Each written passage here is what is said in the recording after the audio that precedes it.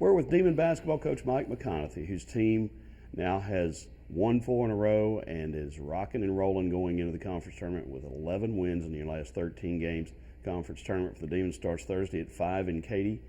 Coach, can't think of a much better position to be in right now than your team is in.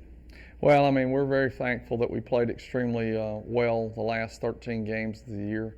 Some days better than others. We have a 3-point loss and a 2-point loss. The only 2 losses we took to Stephen F. Austin and Sam Houston, both on the road. But very competitive in those games. And you always want to be playing well at March, because what you do in November and December, January, even February really doesn't make a lot of difference. It's just positioning yourself to get in the conference tournament, where you need to go win 3 games in our case to be able to go to the NCAA tournament, and that's very, very important. It's something your team has done twice before, your program has done twice before, is win those 3 games and advance in 01 and 06. What is the secret to success this week in Katy? I just think you have to look at one individual game as your season, and you're going to go and lay it out all on the line and do the best you possibly can. Continue to improve in the areas that you're deficient in and do the best you can in areas that you've been successful in. Continue to play well. We've done some really nice things, and we've got some areas that we need to really improve on. But we're getting better in some areas of rebounding the basketball. We got out-rebounded by 2 on Saturday.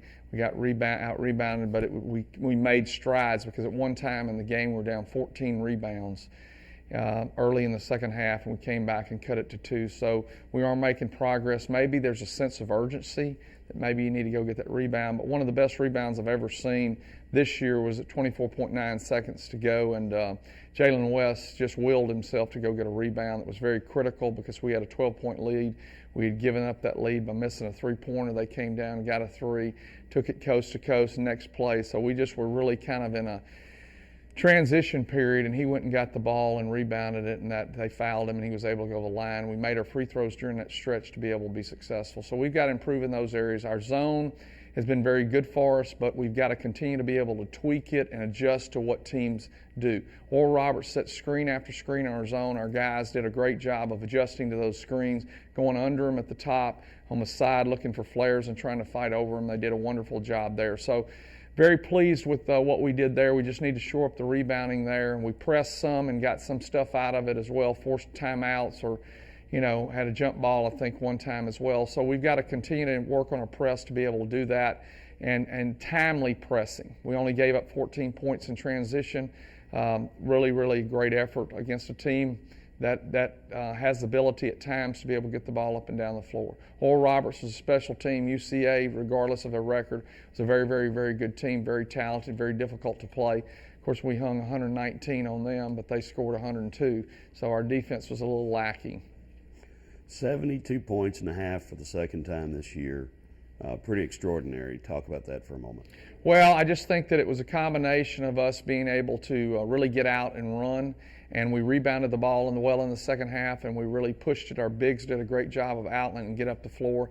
The pace of that game was phenomenal, and that being said, there were some plays that were amazing, lobs and things like that, because we were in an open floor, because Bryson White, Zeke Woodley are as good as they are receiving passes in the open floor from Jalen. Bryson threw a nice one to Zeke as well. So they do a great job with that, and a lot of it starts on the defensive end, though, and it starts on rebound and be able to get out and run. So we've got to continue to work on that and improve in that area. Back to Katy, last year you go there, you win the tournament. How much influence does it have on your team's mindset going into this year's tournament? I think that it's been a situation, honestly, that we never panicked. I didn't panic, but I wasn't very concerned at 1-4. At 5-11 and 1-4, I knew what we had, but when you're looking at who you're playing and you see how people are playing, you start saying, when are we going to turn on the gas here? And fortunately up there and at UCA, we're able to win that one, then go to Oral Roberts and win it. And we got that momentum going, I think, to win 6 in a row before losing to Sam Houston. And I think that they're looking toward the tournament. I think they're thinking about the fact that they can get there, but the little things are going to be the things that make the difference in this tournament. So you think the Katy experienced last year helped you more get things right in the middle of the season than it may be helpful this weekend? I think that they kept looking at that, but when it boils down to it, they know that it's one and done. There's not any elimination games or anything like that. It's one and done. And the fact that we had a close call against Sam Houston a year ago in the semis because we'd drawn the double bye, finishing second to Stephen F. Austin. And, this year we come in with a 4 seed because of the problems that we had early on, losing to Corpus Christi Sam, Houston Baptist, and then, eventually our other losses. But the early start really hurt us. But I think now they understand, hey, and Gary Stewart said it better than anybody when we came back from Stephen F. Austin. Look, we need to go take care of our business because we're running out of time here. And when a player says that, it's so much more profound than when a coach tells you, because he's walking with them, he's their peers, he sees what's happening every day.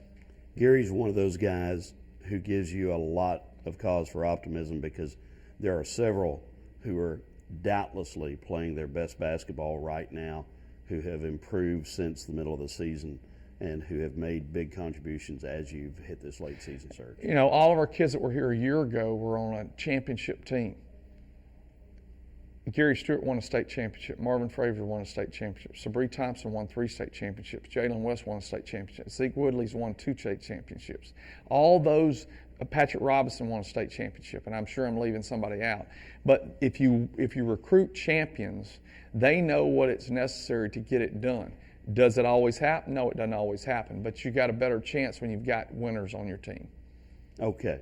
Let's break down the tournament field in Katy, and obviously Stephen F. Austin, having had a magnificent conference season, undefeated 18-0, is the deserving number 1 seed and the favorite. But there are several teams that have a chance to make noise. Well, there's 8 teams in the tournament. Any one of them could win, and that's the thing about tournaments, is because you're playing for one prize, and that's the NCAA tournament. That's what it's about. Never discredit the importance of the conference regular season conference championship, but it boils down to 3 games in March for us here, 2 games for March in A&M Corpus Christi, and Stephen F. Austin. So it's a big time period of the year. It's a time of the year that which we have to really understand and take advantage of what gets there, because anybody can win on any given night. 10 tournaments previously, 7 championship games for the Demons in your time here. So what is the secret? I think the secret to that is that, one, we do a great job over the course of the year of preparing and talking about the tournament, convincing them and selling them through the fact that we play so many people, that it's about who can last the longest, who can hang on, who's playing their best basketball at the end of the year. It doesn't always work out. We lost a couple years ago twice in a row in the first round in games, one which we had a lead, and both of them we actually came back and had leads and just didn't get it done. And I really felt like if we would have won that first game, we were going to win it. And I think the first game is the game. You win the first game, that's it. Then from there, the whole dynamics of it change because you've won, and now you're continuing to build momentum. With our present momentum of 11 out of 13, we can get that first game out of against the Nichols Southeastern game, which will be a very difficult matchup for us. Then I think the sky's the limit. Okay, Nichols and Southeastern, you played once during the year, one here, one there. 2 competitive games. What are the challenges? They're a little bit different, both of them. Of course, Nichols is going to run their man-to-man offense and turn it over and over. Of course, since we're playing zone, we don't have to guard it. We may have to go to it at some time, but we play a little bit of man, pick them up. Southeastern played a ton of zone against us a week ago. They're very talented and shot the ball extremely well. I would say we had stretches in both the Nichols game and the Southeastern game where we could have blown those games wide open. Now looking back, I'm glad that we didn't blow those games wide open, because the situation where you've played somebody and if you've beaten them handily, then you've got to go the situation how, you got to try to get your guys coached up to understand, hey, this is a serious opponent. So that's not a bad thing. All right. All-conference team came out this morning. Jalen West, Defensive Player of the Year. Zeke Woodley, Freshman of the Year. DeQuan Hicks, second team. Bryson White and Zeke Woodley, honorable mention, to have 4 players recognized in the all-conference team. Certainly something that's pretty remarkable. It speaks highly for the talent level, if you want to call them the Big Four. In points, they've averaged double figures most all of the year and done a phenomenal job, and ranked very high in different categories. DeQuan has done very well in some categories that probably people don't realize that he ranks as high as he does across the board in 4 or 5 categories. Jalen's stats are amazing. Zeke Woodley, to shoot the percentage he's shooting is pretty incredible. And then Bryson White has just been pretty solid for us. And when Bryson White's on, he makes us really, really good. All right, Katy, Texas. Other than the Merrill Center, what are the must-dos in Katy, Texas? I guess you got to go to that Katy Mall. I don't know, but I don't get any money from my wife to be able to go there. So, Well, now you've got a grandbaby to shop for. Oh, well, it's already, there is a really neat place to eat down the road called Ruby's barbecue place, kind of. So, I'm going to try to get over there. I found that last year. Important news we can use. Thanks, Coach.